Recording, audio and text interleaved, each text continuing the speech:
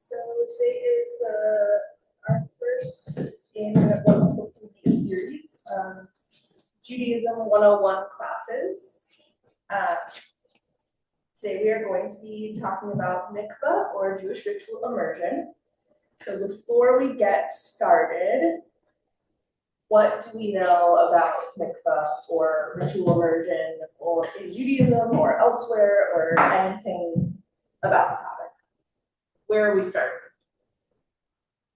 I know it's like ritual purification, like after menses, new dishes that were sullied, and some things that were sullied can be made clean again, I think. That's all I can say right now. And when you convert. Yep. It's like I've read like liminal space is like the virtual water. And we had a wonderful teacher who has moved away, Barbara Sussman, who recreated Mikvah for a lot of women in the, I forgot what we called our group, whatever. But so that it wasn't just the ritual purification related to your cycle, but rather events that were going on in your life or times when you just wanted to be closer to whatever. Marking all sorts of things. I like Cool. Yeah. We were just talking about whatever we know already about Mikvah. I don't know much about the non-traditional. That's what I'm looking for. The recon Mikvah stuff. Yes, love it. What about on Zoom? Anything to add that hasn't already been said, or you want to say in a different way, or anything like that? Feel free to unmute if you want, or type in and we can read it out for you. Yeah, I looked way too into Mikvah when I was doing my conversion, but I know it's kosher Mikvah 40 se'ah, and I only know that because it's like 244 eggs per, like a se'ah is, it's just because it's measured in eggs was beautiful to me. It is an ancient unit of measure. Oh, okay, gotcha. Yeah. Okay. Interesting. Okay, cool. So we have some purification, some liminal space and transition, and the more traditional form of Mikvah and the traditional reasons, and then expanding well beyond that. Solid start, maybe Judaism 201, but that's okay. So, Do you want me to put the slides up here, people down here? Like, yeah. Okay, you got it. That's okay. Easy to do.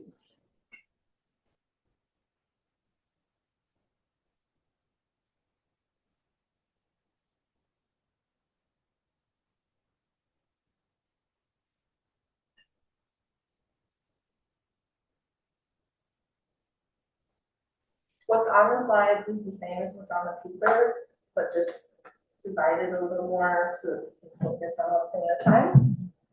So you can go to the next. Oh, next one. Okay. So I put together a list of origins from Tanakh, all from Torah, from the first 5 books of Moshe. And I'm thinking we can just like go through and talk about the fact there are actually several different origins that eventually come together into this one ritual. The rabbis sort of codify it as like, these are all the ways that it would be used.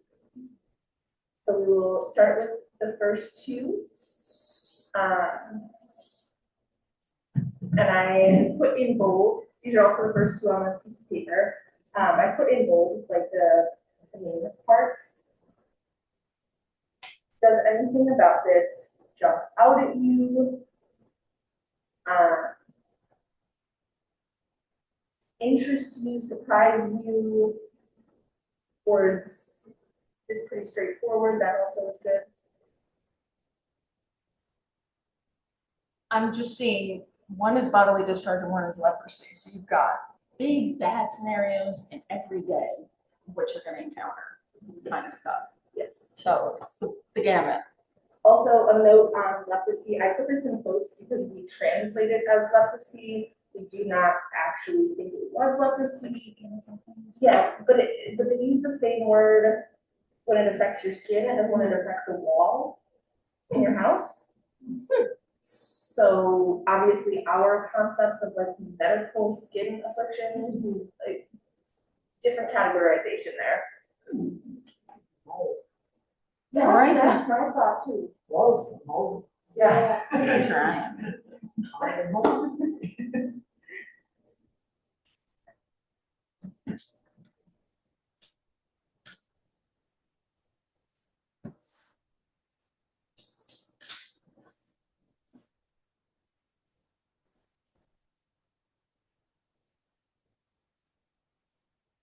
One thing that has been significant for me is the fact that it says bathe in water.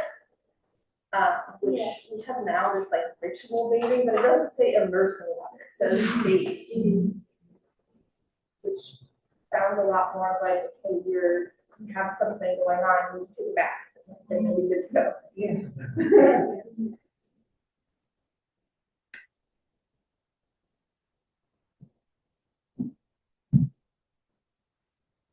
And it's intriguing, if my timing is right. Leviticus takes place while we're wandering through the desert, or no? Are we actually in the Leviticus? Yes. No, we're wandering. We are wandering through the desert and there's very little water. And suddenly here's this real emphasis on using water Yeah. for Right. what someone might consider non-essential. Like it's like a luxury of Yeah. like in a time where there probably wasn't a lot of opportunity for cleanliness, whether like really severe or just like stuff. Like, you know, that's a luxury to be like, well, if you have the luxury to do it, then you should. Yeah, perhaps like take that luxury and you should, I don't know.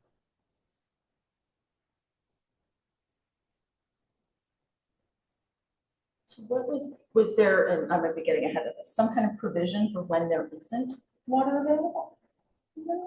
In the Torah? Yeah. No. And later, I'm sure we debated it. Yes.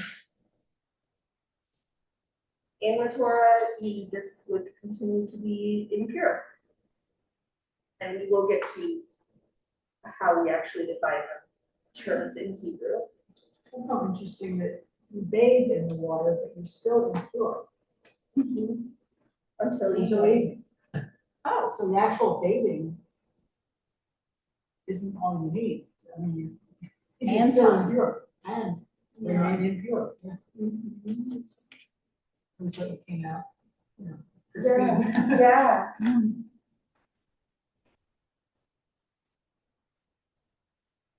Seraphim was saying, it seems like the act of washing here is a way to return to the community or normal life in some way. It's a bringing back in what's gone out. Yes. I like that. And that is, we have the story of Miriam getting this skin affliction. And Moses says to God, like, please, please heal her. And so we have Allah. And God says, no, she's gonna have to spend 7 days out of camp, just like anyone else who ever been got this. So there is this idea that the impurity means you're separated from the camp. And so this is a way of bringing things back together. And it's repair on a communal level then. Go to the next one. Next one is still off page 1. And most of these on its own slide because I could not fit them all on one slide, but that's like.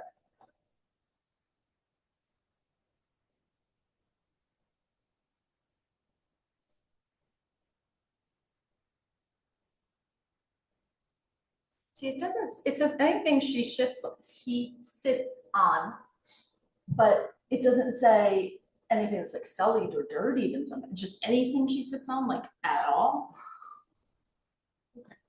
Yes.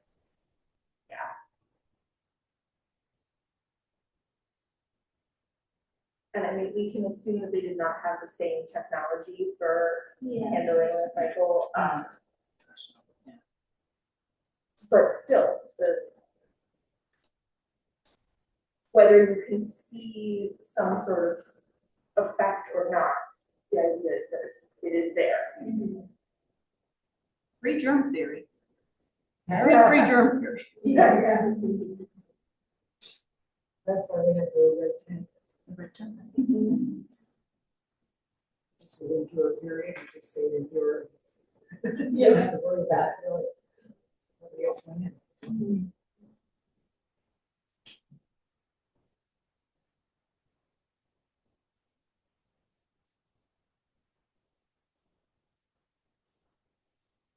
What's the first reference to bathing? Yes, the first one that mentions immersion, sounds more like immersion.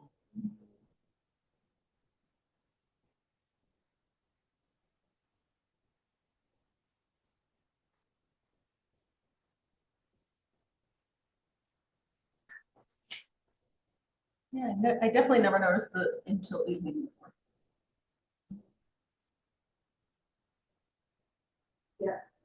It seems to indicate that this is, you know, we say, like, this is a ritual purity, not like a literal or moral purity. This really seems to indicate that it is its own category.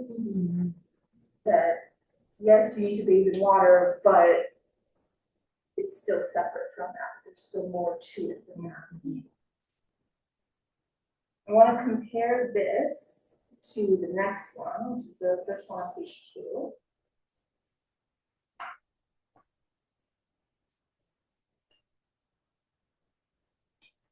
Okay. So even when off schedule.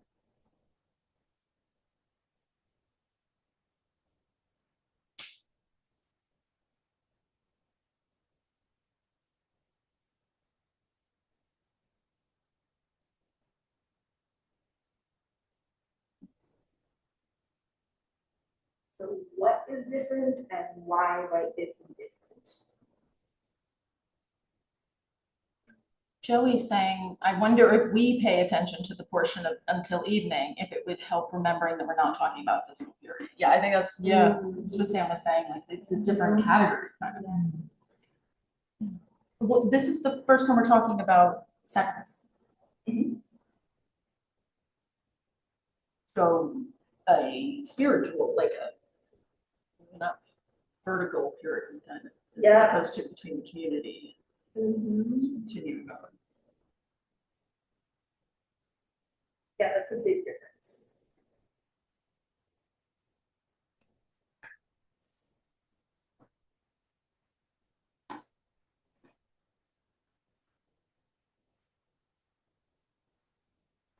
It's an interesting concept that caregivers are now considered impure, which is not necessarily what an attribute we would give them. Right.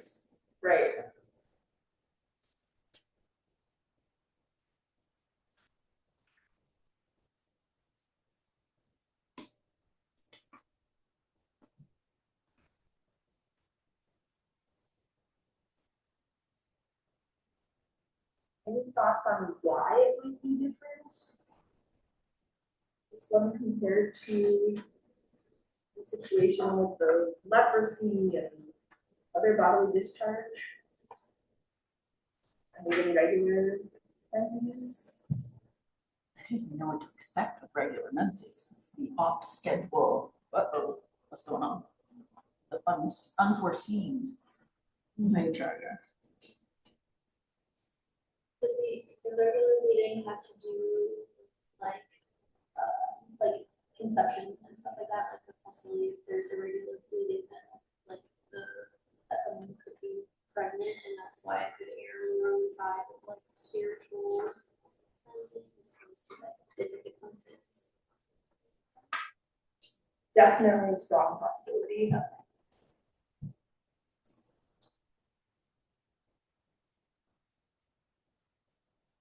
And yeah, this is a very potent section of Torah for anyone who has ever dealt with the trauma of miscarriage.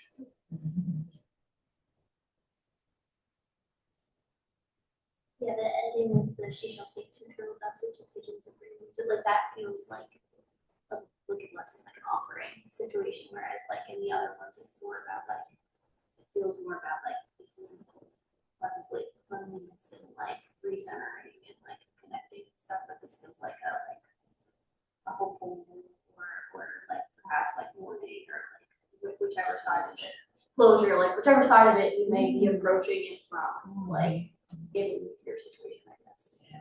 Maybe. Does anybody notice what day she takes this sacrifice? Eighth. The 8th day. What else happens on the 8th day? Or rest.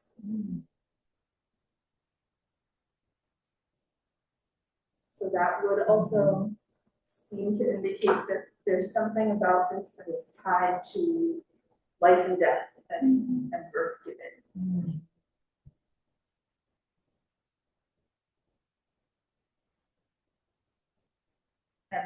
And seems to reflect that it is different and far more intense and potentially a lot holier than just everyday cleansing.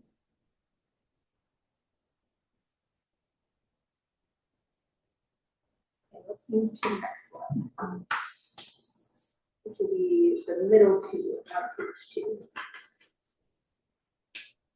These are both from the same section, and there's a lot in the ritual, so I cut and wrapped.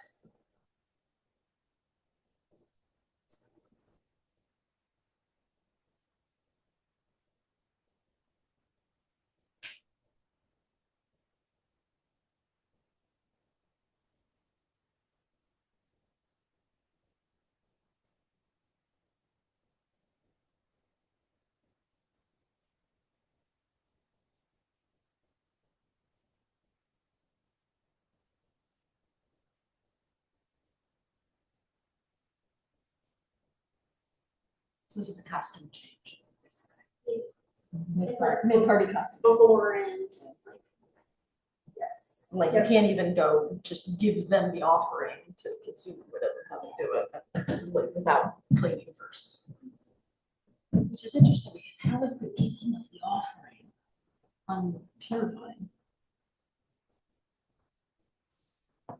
That is an interesting thing about ritual purity in the temple Judaism thought, is that there is some exchange going on as well. So in purifying, something else that's less pure takes on impurity.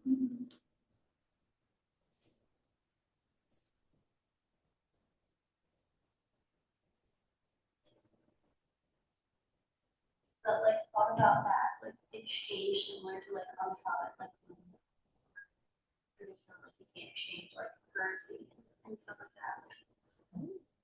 It's like I know that it's because we're resting, but it's also like we're also resting, so we should be in a state of like purity and like connection and stuff like that. So, like if there's that kind of exchange going on. Yeah, I hadn't thought about it like that before, but that is very powerful. I'm gonna have to look into it. I'm sure there's some commentaries.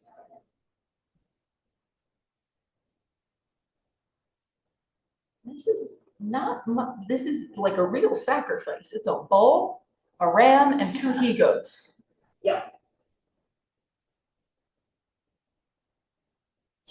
Yom Kippur during the temple times was no. Yeah. Yeah. I mean, there's a dress code, there's.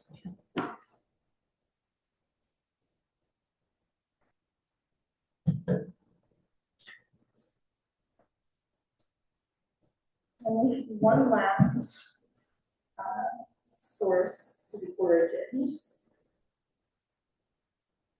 which is the red heifer sacrifice. This is thought to be, there's actually not very much explanation in the text itself for what this is for, but it's thought to be a response to touching a dead body. So if you are preparing a body for burial, this would be relevant.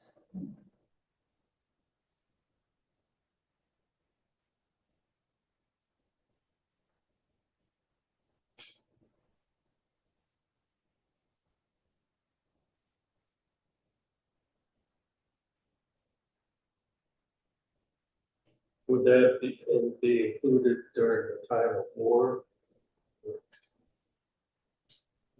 Killing going on? I don't know for sure, but I think so. Let me make that note to double check for later.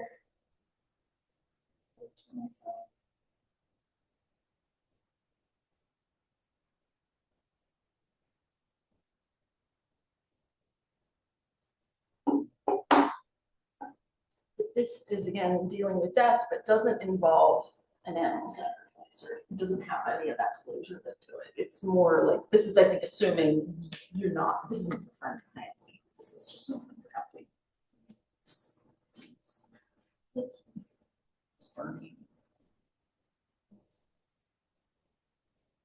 There is a sacrifice. Oh, yeah? It's not, I didn't. Oh, it's just include it. often. That is why it's the red heifer, so you have to find specifically a cow that is all red with no imperfections and not even 2 hairs together that are not red. That I didn't know. Oh. Yes, And that's when someone deals with a dead body every time, or is that just other things would make you look for a red? no, that is just this. Just, okay. Yep. It's also, I think, related to if another temple were to be built, it is necessary for sanctifying the temple. So there actually are efforts to raise red cows, both in Israel and in Texas. So far, not successfully a perfectly red cow. Oh, It's not happening very often. yeah. Right. Somebody's out there with tweezers. Yeah. Three more. A little bit of hair dye. Yeah. Right. Just for cows.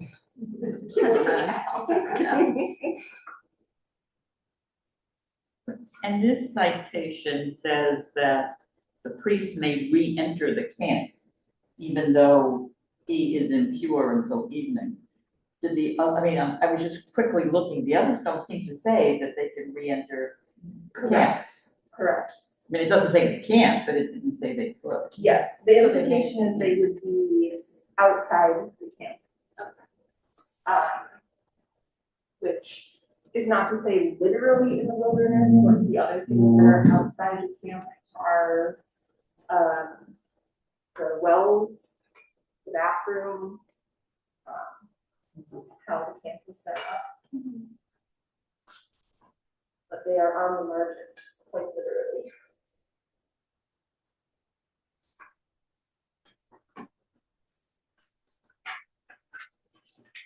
So, looking at all of these different origins, is there any more nuance that we're seeing in like why we have ritual immersion or what it does?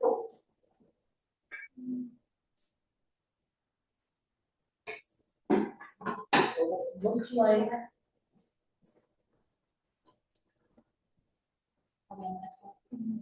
I mean, no, but yes, we're done with this slide.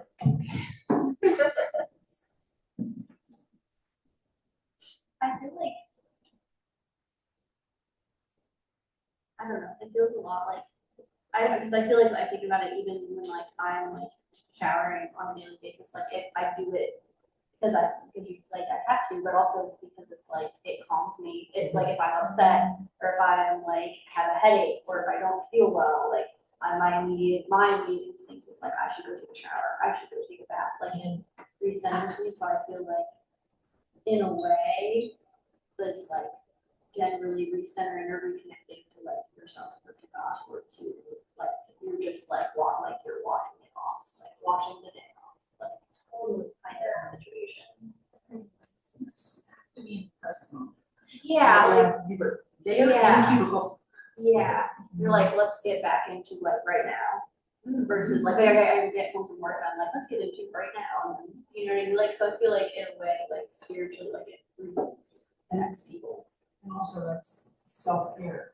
Yeah, which is Yeah, like, really needed. Good dose of self-care. yeah.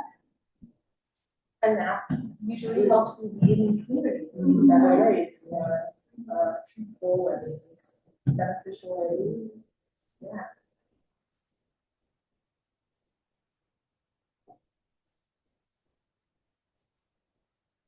What about reasons to?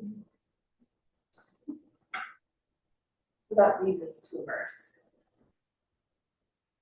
Before we started, we said purification for female cycle, for conversion, for dishes. The situation. Like where you told you to do the next one. Yeah, because I converted in reform. My husband's Jewish, I wasn't, therefore Rachel isn't, her kids aren't. Because the conversion was after It was after they were, Got it. you know, I converted after all that. So like, basically all the girls in my family are not Jewish. Which is really kind of, feels weird. You know, it's a weird feeling. It's one of the reasons I'd like to play around with the idea, getting the whole family together. Family members. And even the ones who aren't religious at all, we love to do it, we all agree. The binding the family. Absolutely. Well, and the issue we haven't discussed is what exactly is purity and what is impurity. And, you know, the part of the mikvah that always offended us less traditional women had been the idea that every month we are impure, like, you know, excuse me. Yeah. Tell me when I made the choice to have this happen in the other. Yeah. Right, yeah, so, I mean, it's always been a little, or a lot offensive, not even a little offensive, yeah. Yeah. Well, what's interesting about that is we have these examples that are also, you know, just happens. Other bodily discharge just does happen. Nobody chooses to have a skin affliction. And yet, at the same time, the halachic, like the traditional halachic approach is that all those other examples we don't need to do anymore because there isn't a temple. But with female cycle, we do need to. Which does not feel good or fair. So maybe we should go to the next slide to talk about these terms. So mikvah comes from the root kufvav, which means to gather, but also means hope, like tikva, same root. The reason it means to gather is because these are naturally gathered waters that we are immersing into. And we'll talk more about that when we get into the rabbinic, how to make it kosher conversation. But for now, let's focus on tahor and tameh. So tahor means ritually pure. This is the same root as the washing of the dead in preparation for burial. That's tahara. And tameh is ritually impure. Are these moral? Yes and no. In the times of the temple, they probably were not really, didn't carry a lot of moral weight because this was something that happens on a regular basis. And so it's something that is just a regular part of life, and everybody can become tameh, ritually impure at any time. And the only thing that that really means is that you can't, while in a state of ritual impurity, go and make a sacrifice. You have to do this other ritual to become pure first, and then you go do the sacrifice. So it's a lot more about like the order that you do things in, and like, do you have to like, I would say it's very similar to today when we're like, okay, when Shabbat falls on this holiday, do we say this extra prayer or do we not say the extra prayer? Like, what's the Candles, technical? bread, extra candles, then the first one. Yes. Yeah. Exactly. But when we move out of the temple period into rabbinics, there's a lot of this emphasis on, okay, we don't have this place of ritual purity anymore, so we have time that is ritually pure or outside of ordinary or Shabbat and holidays, and we are purifying ourselves. It's a lot more about prayer and one's soul being sacrificed. So suddenly, being ritually pure or ritually impure has a lot more of this moral quality. And like I said, with the fact that only the female cycle is the only thing that gets upheld as still, we still need to worry about it, creates even more moral weight and potential for sexism.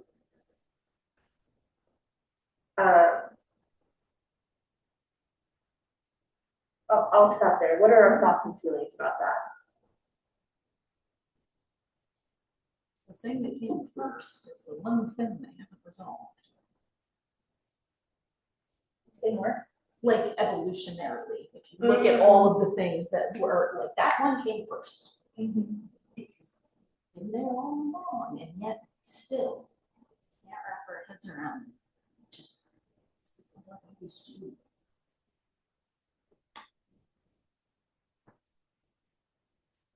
I don't know if it's a tradition or specified in Torah, but we're always told that men go to the mikvah before Rosh Hashanah and Yom Kippur, that they need to purify themselves. And I won't get into the fact that they then had the first right to the mikvah over the women, but we won't necessarily go there. Well, no, but I mean, that is very interesting because there is the custom to do so, but they are not required to do so. Okay. But if you are, really trying to fully participate in the holiday, then it's highly encouraged, if you will. But there's no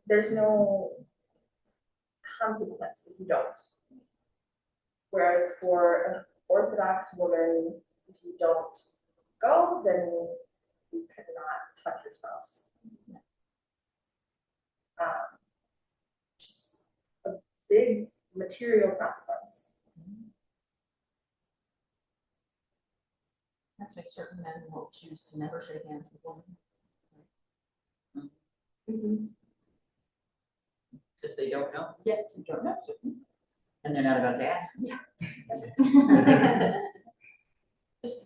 And a lot of spouses will not participate in any public displays of affection, even holding hands, because they don't want, if the week that they are not holding hands, everyone realizes that they're not holding hands, and now they know way more information than we want them to know about being Yeah. in their own life.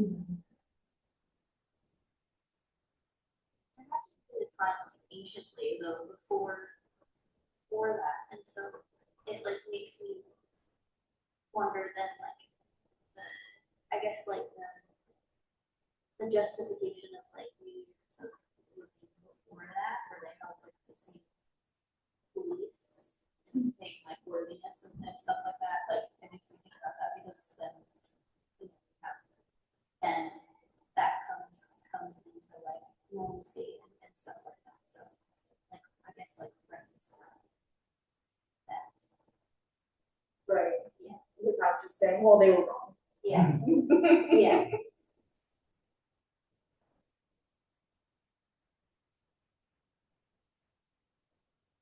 I'm not sure what the answer to that is. I mean, I can say for sure there are rabbis saying, well, they were just wrong. But let's go to the next slide. And talk a little bit more about why we have the reasons that we have today. I want to focus primarily on the first bullet point, which says nida, parentheses, zava. So nida is regular menstruation. Zava is irregular bleeding.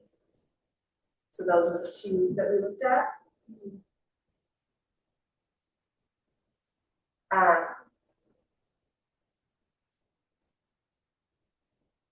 If I remember correctly, I'm gonna have to go back and check real quick.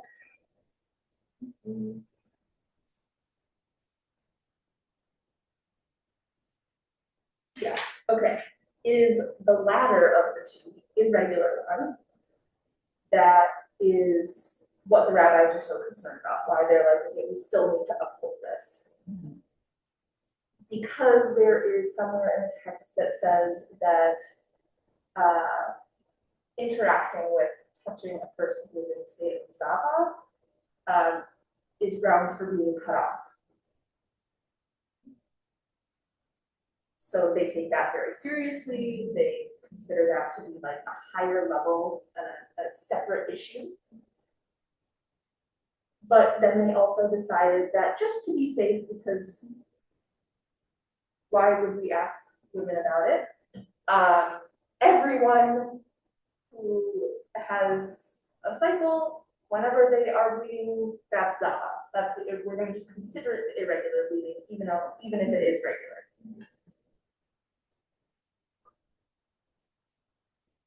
That point tends to be the part where we start to have issues of like, well, that just feels sexist.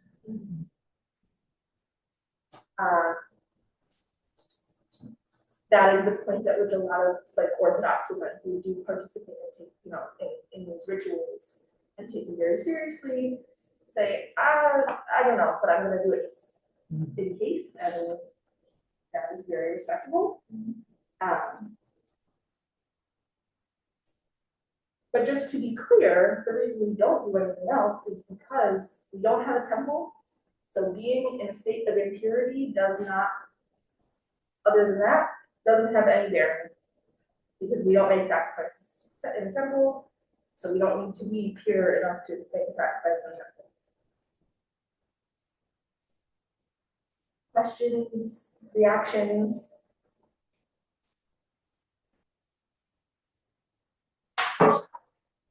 Thoughts, feelings?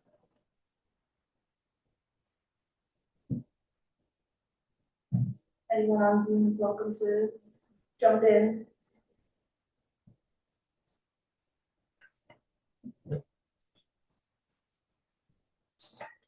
Okay, let's go to the next page.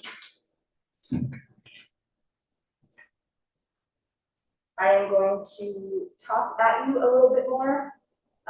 Please interrupt me, jump in, whatever. Okay, so these are the halachic rabbinic rules around making it a kosher mikvah. So basics are, person's whole body must be immersed at once. This does include hair, so if you have long hair, that is something that the attendant will warn you about and make sure that you get it all down. No barriers between the body and water, although we will complicate this in a moment. A blessing is recited, and what you are immersing in must contain naturally gathered water. It doesn't have to be entirely naturally gathered water, but some of it has to be. All right, next slide. One of the things you don't say there, that has been, again, part of the practice that we followed, is there's a witness. Yes, Oh, yeah. I, Oh, Someone I who think I tells have you that you on- are completely under the water. yes, the judge, anyway. right. I have that in a person's section. Sorry. No, please tell me all the things. So this is the eggs. Yes. Measured in eggs.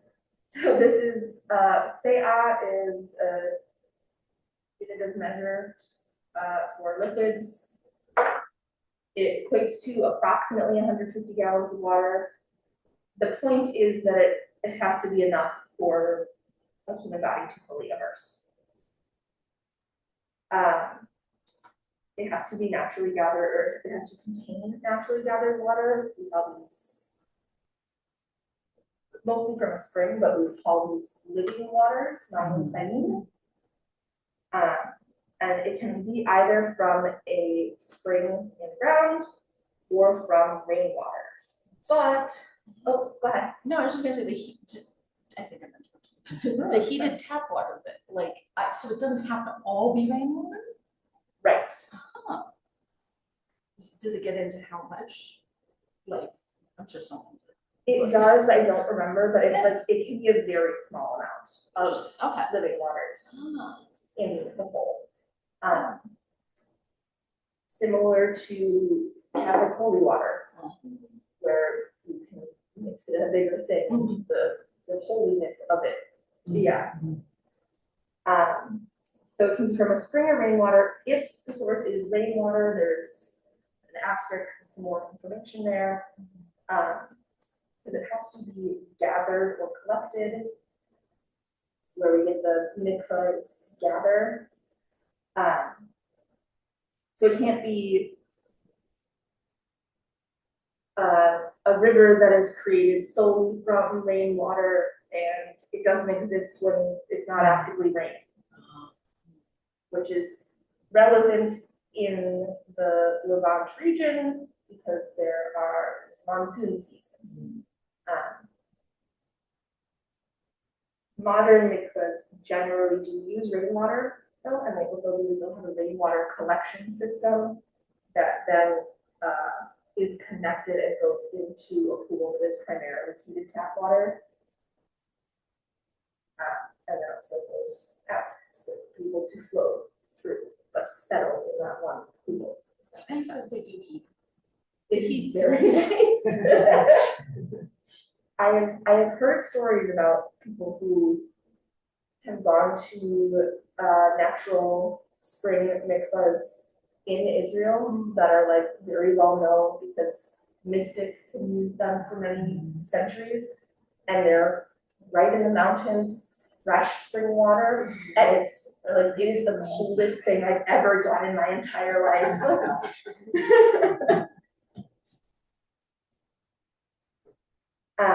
So for this reason, the ocean is kosher mikvah, so are the Great Lakes, which I am from Wisconsin, so that's always been a reference point for me. But also any lake that has natural spring water leading into it, assuming privacy. If you are inclined to rush, then it doesn't count. Which brings back to mindfulness. we'll go to the next slide and the next page, so page 5. Would a built-in swimming pool be a kosher mikvah? If it has, It's open to the rain, rain goes into it all the time. It's Heather, yeah, hard living or tap, does the chlorine or any additive to it, does it have to be pure water? I don't know if it can have an additive.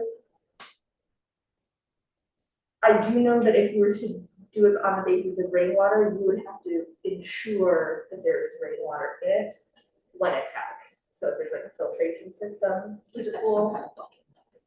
Yeah, As much as. So you could use it after a rainstorm.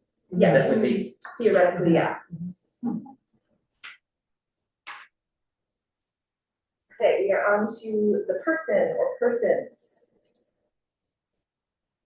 So here's, we have the person's hair must also fully immerse, and this is the traditional reason given for why an attendant is required.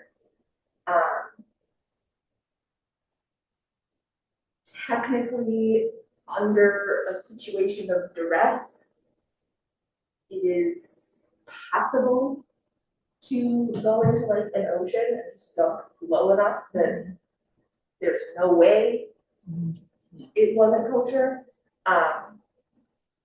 But in most cases, pretty much any case, you want an attendant there. And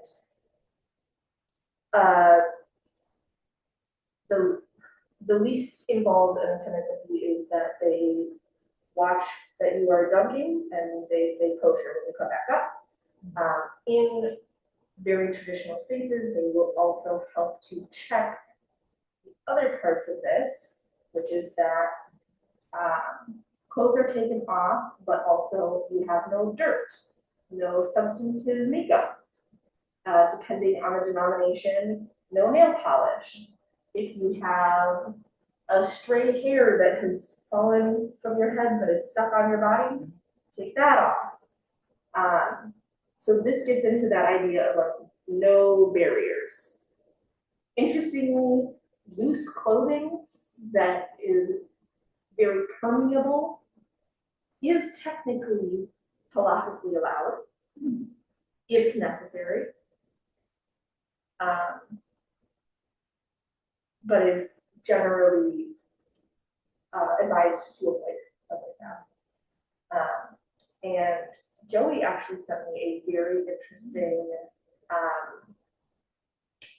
teshuva or responsa, rabbinic legal ritual like stance about trans mask folks wearing a binder while immersing, and whether that counts as being no clothes, no barrier or not. If you are interested in reading that, I will definitely share.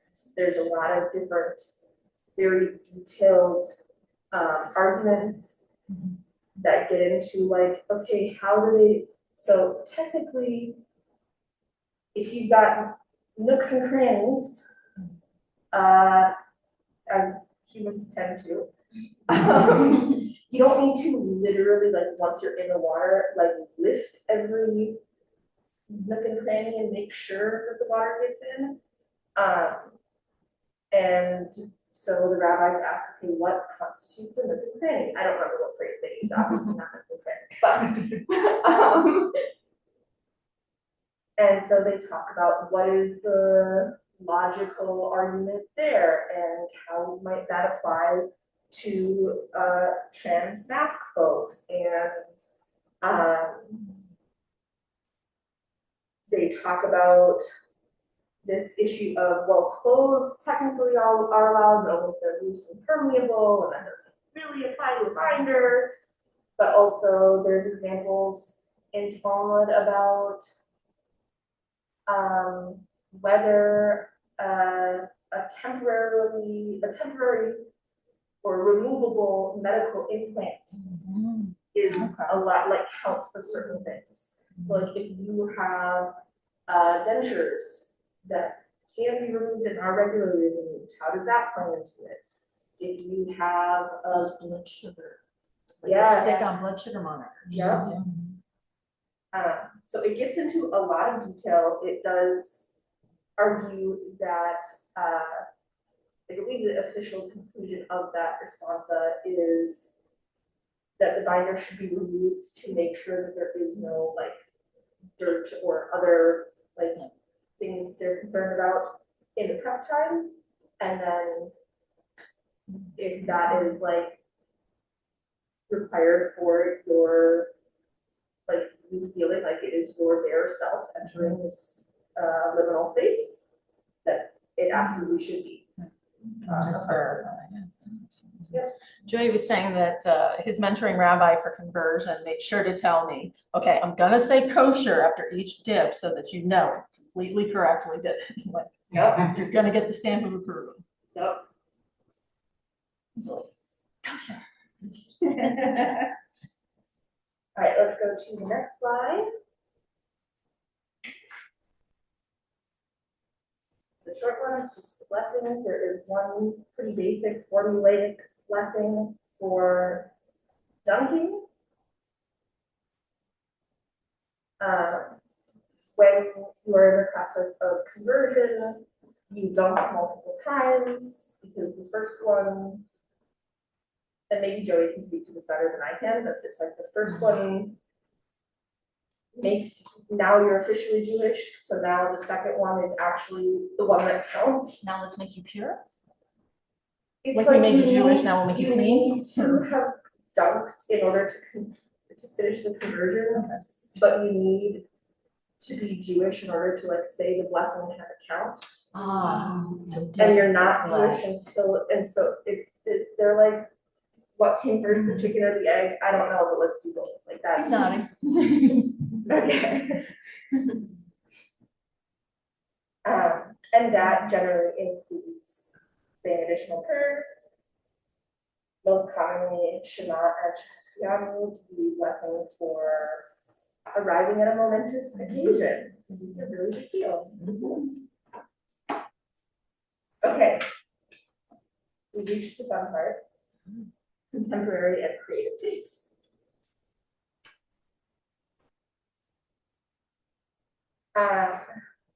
So I'm actually going to start with the stuff on the bottom here, which is the open Mikvah movement. This is, I know it's in the US actually. Now I'm doubting whether it's North America at large. But it is a movement that encourages places to intentionally craft their mikvahs and have rules around their mikvahs that are made to not only make it accessible, but actually inviting to anyone who would want to participate in mikvah. Which is really, really cool.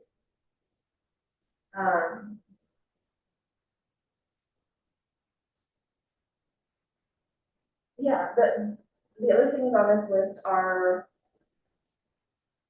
different identities, categories, what have you, of people who, for one reason or another, have lack of access.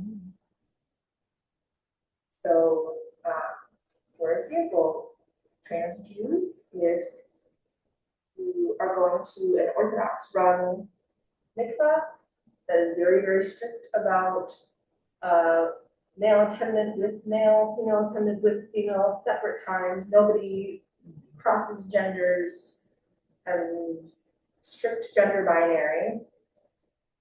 When do you go? Where are you welcome? How are they going to receive you? How are they going to handle if you are wearing a binder? Similarly with disabled Jews, there's usually stairs to go down into the pool of water. Some places have a hydraulic chair, a lot do not.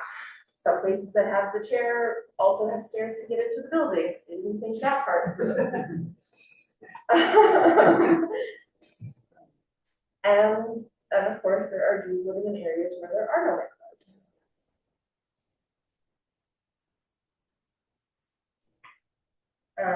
And non-Orthodox Jews by choice.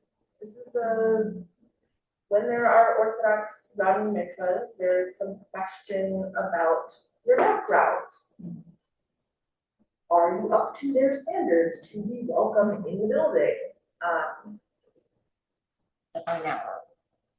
Right, and that gets invasive and, KPB. right. When not done right. I'm sure there are ways to actually do this in a respectful way and also uphold these Orthodox standards. But a lot of times that's not the case. I'm sure there's so many areas where there's one, and it's probably the Orthodox one. Pull that back. So I actually want to switch. Can you go 2 slides and then we'll go back to the.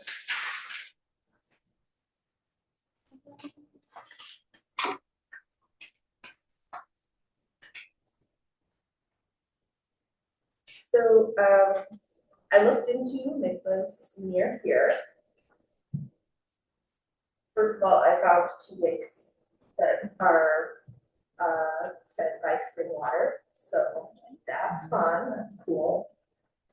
And there is a mikvah in the Philly area that is specifically part of this open mikvah movement.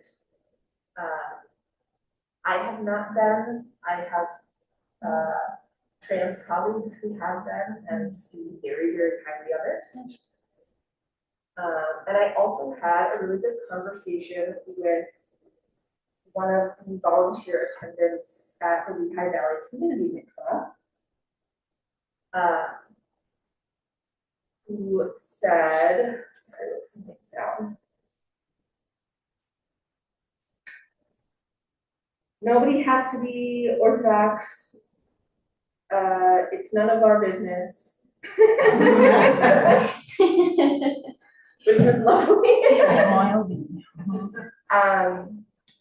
They said because it is a much smaller mikvah, it tends to be very private. Most of the time, the person coming to dunk is the only person there. They don't have set open hours. Instead, you call and schedule a time with a volunteer attendant. So they said, we talked about how a trans person would be welcome. And they said they have not, at least knowingly, had a trans person come, but that they are very open to that, and that because of the way that they function with call and schedule time, it's a lot more personalized regarding what time you want to go, who you are comfortable with as an attendant, all that stuff. Joey was saying that, well, Rachel points out Leaster Lake doesn't have swimming, but immersion might be fine. Yeah. They might not miss one cannonball off on the side. Yeah, gotcha. Joey was also, we've talked about in the past, like how far do you drive? So he had a 2-hour drive, but able to get the bait in, the mikveh, and the community in one swoop. Wow, yeah. And so for here, how far is Wynwood from here? I don't know where it is. It's like an hour. About an hour, okay. And then, so the one that he had was like a spa, but it was not accessible for people who can't do stairs. Yep, and that is the community mikvah here does have stairs to get into the pool and does not have a chair. It's for the times that the Rosh Kodesh group had used it, and even more recently, one of our former rabbis, Malcolmina, had gone there with Jenny, and they set up something, and a bunch of us were all invited. They seem to be very open to, I mean, again, Malcolmina is well respected, Barbara Sussman had been well respected, but we were welcome, a time was found for us, and there was no hassle whatsoever, as far as other, people from Haskalah using the mikvah. Wonderful. But it is a big hole in the ground, if you will, with a ladder that you climb down and then you climb back up. How was the temperature of the water? I don't remember it being startling, so I don't know that it was Okay. warm, but it wasn't like, oh my God, I've got to get out of here now. Okay. And it's just in a house, I mean, it Yes. looks like any other home in that area, I can't remember exactly, one of these streets that goes through Allentown. But, yeah, they were very welcome and it was nice to be part, the community was welcoming, I think that's what I'm trying to say, yeah. Joey was asking, what things can you do at a mikvah to make it accessible to people who can't do stairs? So there's the hydraulic chairlifts, which takes space Yes. and money and power. Yes. Uh, One of the other things that is potentially helpful if you are an ambulatory wheelchair user, is making the prep room as accessible as possible. So, for example, in the community mikvah here, they do have one of the 2 prep rooms has a walk-in shower that has a shower chair. That's huge. yeah. Um, So yeah, facilities in general, all I'm sure need more ramps, more wide doors, stuff like that. Yeah. Because again, these are things that we probably started a while. Yeah. So pre-ADA.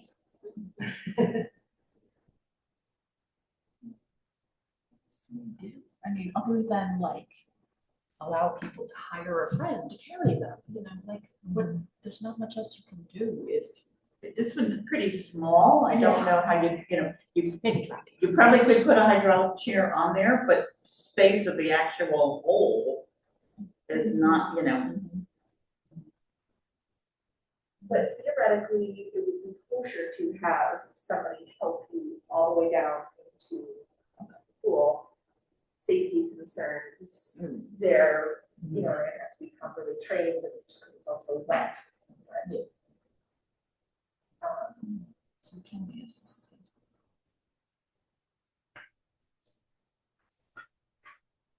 Okay, let's, I take it the open water tank building would be bigger. yeah, it's newer too, Yeah. I believe. Okay, let's go back, yeah, so this is literally just a list of examples that I found on Ritual Well of different versions of a mikvah. The top half are different reasons to immerse. And the bottom are creative takes on a mikvah. A lot of them came out of 2020 when people were at home and really feeling the need to reconnect with their bodies, with divine.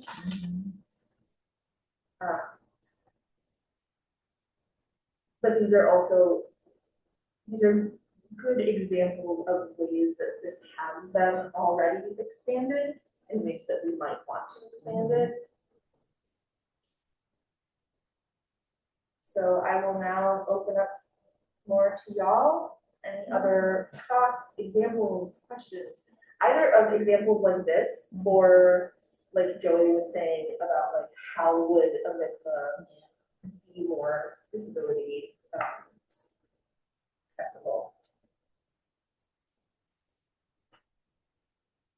I mean, how well known do you think it is around here that there's a mikvah? I'm assuming it's more well known in the communities in which it's more required. Yeah. Because I honestly was just like, oh, there's a tiny little ad in the hotel, and I think I noticed it one time. I was like, it's probably always been there, and I just never noticed the ad before. But it's in West Allentown, right? Yeah. West Allentown? Yeah. This one? It's, yeah. It's on the road that connects Cedar Crest Boulevard to Tillman Oh, Street. it's like, Okay. College Heights Boulevard, yeah, the house on the right-hand side, to me, it doesn't look any different. I mean, Yeah. you wouldn't know, it doesn't have Yeah. big signs outside saying mikvah, but Yeah, whatever. it looks like a regular home. And it's got, nice facilities, I don't remember it being difficult to get into or whatever. Joey's bringing up, how do you kind of handle the fully immerse if you're doing it at home? And I guess if you're a petite enough person, you could try making it happen in a bathtub. I don't know, some of us are doing it. My Bethlehem's always with you. But Yeah. I think it has the idea of doing it with air, I can see being just as mindful in a way. Like you can put yourself in that same mindset just as much, as long it's that setting apart of I'm doing this thing for this purpose with this intention, you know, like it's that. So is it the water, or is it the fact that you did that? You set your time aside and wanted to. I would stick with Ben Franklin, he's a big advocate of airbags. My ex-stepfather-in-law used to take sun baths every day out on the back trampoline. Sun baths.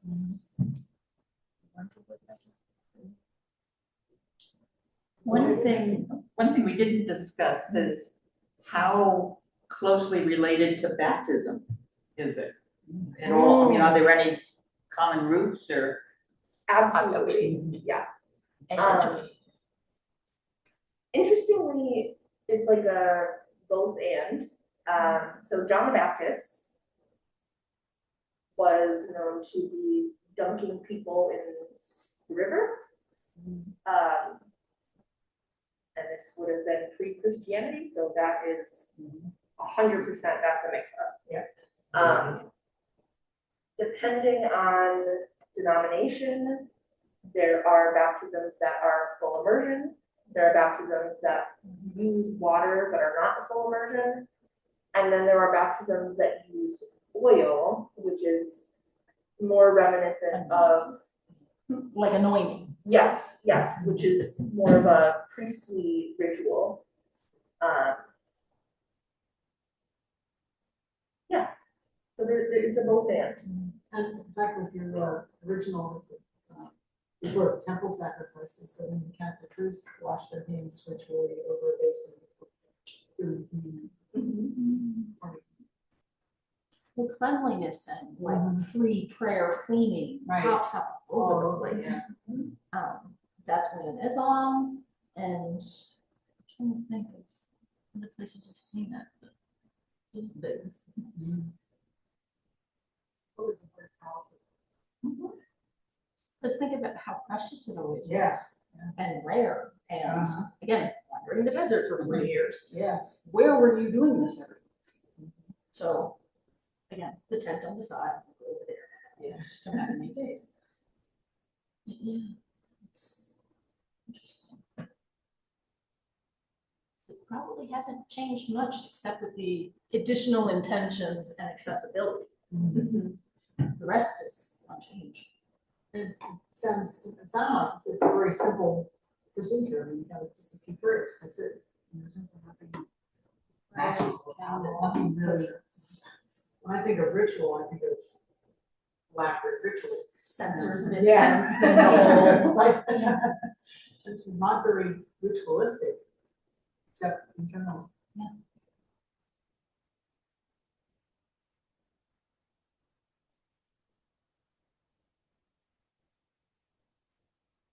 That is an interesting. It's interesting that has gotten all but lost with the transition to rabbinic Judaism away from temple Judaism. At the same time that we have this, renewed emphasis on personal prayer and individual relationship with divine, because it really is such a personal time. Joey's bringing up mikvah for trans women that is NIDA required. So he just sent me this article, Jewish menstrual law embracing halacha that was not addressed to you. And what applies if your body does not. And the traditional way. I've also come across the question for trans men.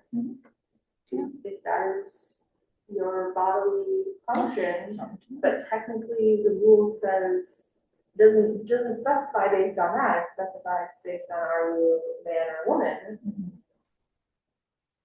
I don't know. And of course, Talmud has more sexes than man and woman, so that gets complicated. 6. So I'll send out this link too.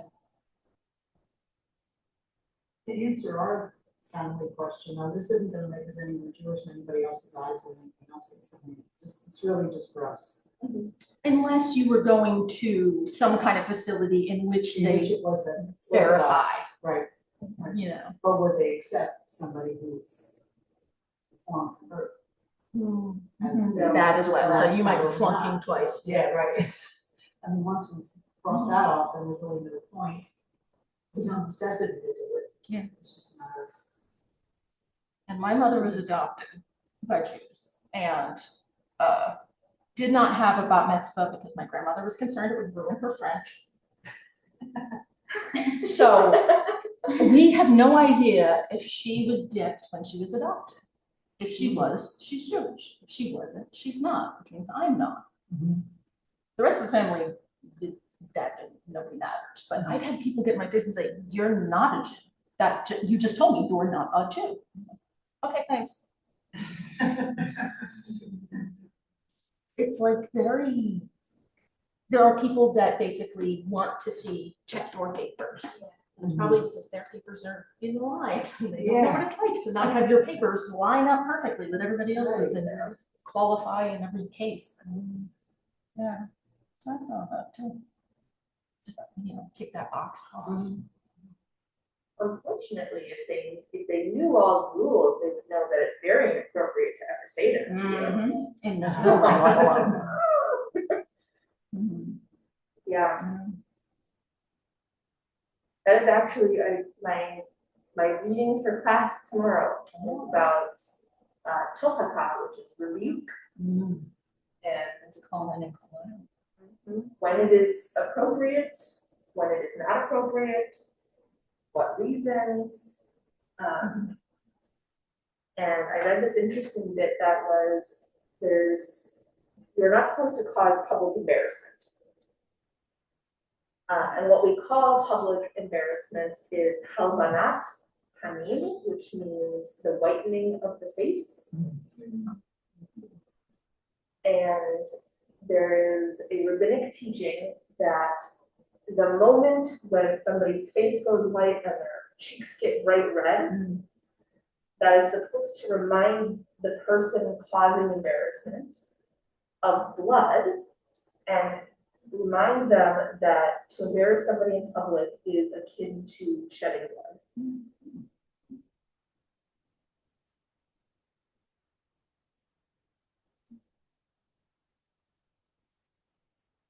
I would be so bold as to suggest that if, Sam, you were at all interested in leading a trip to the mikvah, you probably could get at least a core group of women. The men would obviously have to go separately.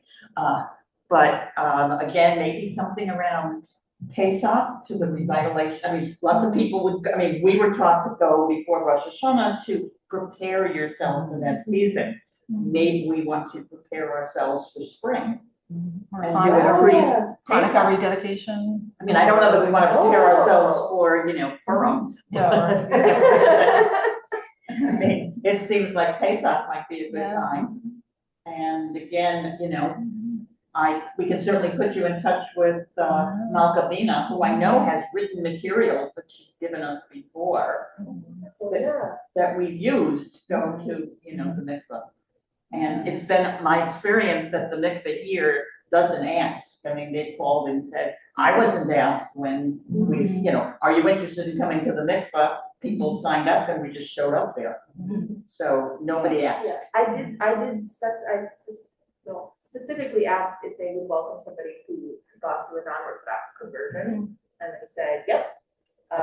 Not only can somebody who's already been through a non-Orthodox conversion come, but if you are in the conversion process and want to use our space for the final dunking, we can't provide you a rabbi because we don't do that anyway, but you and your rabbi and so forth can, so. They were very much, they were very welcoming and seemed to be very much of the opinion that it cannot be a well-functioning community mikvah if we're not here for the whole community. It's one of the best things about Allie. Yeah, Mhm. yeah, that's huge. So like make the conversion question. Sure, I'll try to answer. No, you're at which point, like in like someone's like journey of conversion, do they like does it designate with which like you do a mikvah? Like is it at the very tail end? That's something I'm like unaware of myself. Yes, it is final day. Final day. You go before Beit Din, which is to say 3 rabbis. And usually that is, I found a lot of people are nervous about that. It is more of a formality. They don't let you go to it until you're ready anyway. They ask you some questions about your conversion process, your, reasons for being Jewish. They vote and give you the go ahead, and then you don't.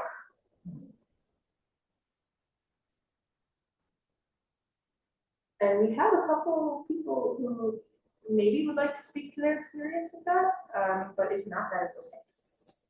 Joey did bring up an idea about doing a 3-part, men, women, and something online or for any multi-sensory, like sensory problem folks or disability folks or gender expansive virtual something to bring Joey in. Yeah. Definitely doable. Make another note for myself. I'm gonna send Joey the PDF of this.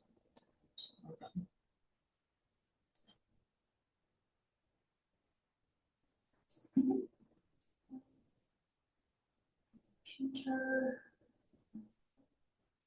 Send. So now you got that.